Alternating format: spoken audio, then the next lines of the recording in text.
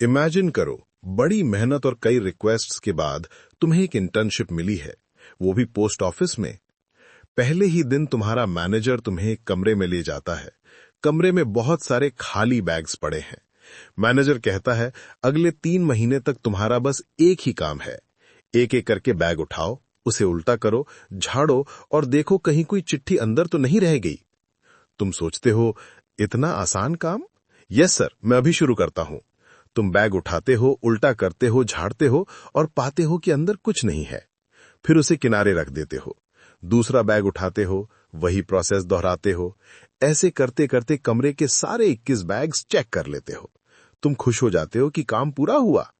लेकिन तभी तुम्हारा एक कुलीग कमरे में आता है और 151 और बैग्स रख जाता है। इन्हें भी कर दो, बाहर और भी पड़े हैं।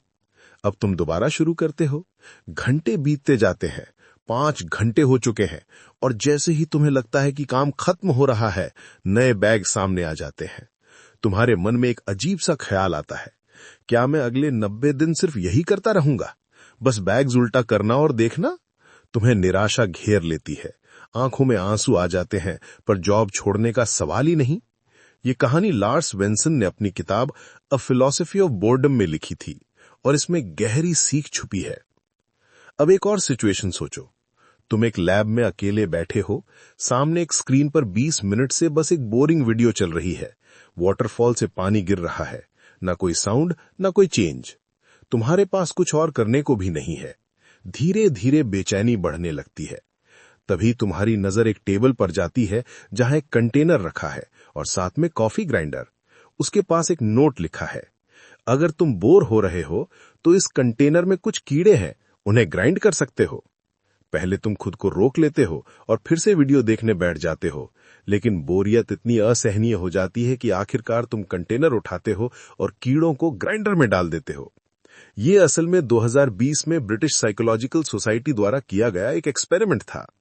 उनका नतीजा ये था कि जब भी इंसान बोर होता है तो या तो वो दुखी हो जाता है या फिर लाइफ के गहरे सवाल पूछने लगता है।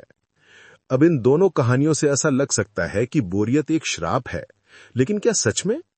जरा अपने घर की सोचो। शादी के बाद तुम्हारी माँ घर आती है, सेलिब्रेशन खत्म होता है, वो किचन सेट करती हैं और खाना बनाना शुरू करती हैं। लेकिन एक दिन बर्तन धोते वक्त अगर उनके दिमाग में ये ख्याल आ जाए कि अब अगले 50 साल मुझे दिन में 3 बार खाना बनाना और करोड़ों बर्तन धोने हैं बिना किसी प्रमोशन या स्किल इंप्रूवमेंट के, तो वो टूट सकती थीं। पर ऐसा कभी हुआ नहीं। क्यों? क्योंकि उन्होंने हमेशा एक दिन को एक दिन के तरह जिया। यही है सबसे पावरफुल चीज, पर्सपेक्टिव। बोरियत को कैसे देखते हो, यही फर्क डालता है। अगाथा क्रिस्टी का नाम सुना है? वो कहती थीं कि उनके बेस्ट नॉवेल्स के आइडियाज उन्हें बर्तन धोते वक्त आए थे, क्योंकि उस वक्त दिमाग फ्री था और प्लॉट्स, मर्डर मिस्ट्री और नए नए ट्विस्ट वहीं से पैदा हुए थे। तो उस पोस्ट ऑफिस वाली लड़की की तरह सोचना कि 3 महीने बस बैग उल्टा करना है, गलत पर्सपेक्टिव है। और उस लैब वाले एक्सपेरिमेंट की तरह कीड़े मारना, ये भी गलत तरीका है।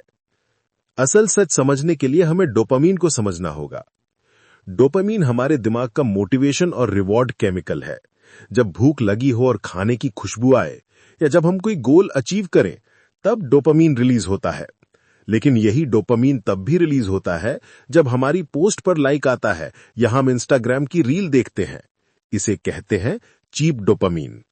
जब ये बार बार रिलीज होता है तो हमारा ब्रेन धीरे धीरे एडजस्ट कर लेता है और कहता है, अब मुझे छोटी चीजों से डोपामीन मत दो, बड़ा रिवॉर्ड चाहिए। नतीजा ये होता है कि किताब पढ़ना, वॉक करना या किसी प्रोजेक्ट पर काम करना सब बोरिंग लगने लगता है।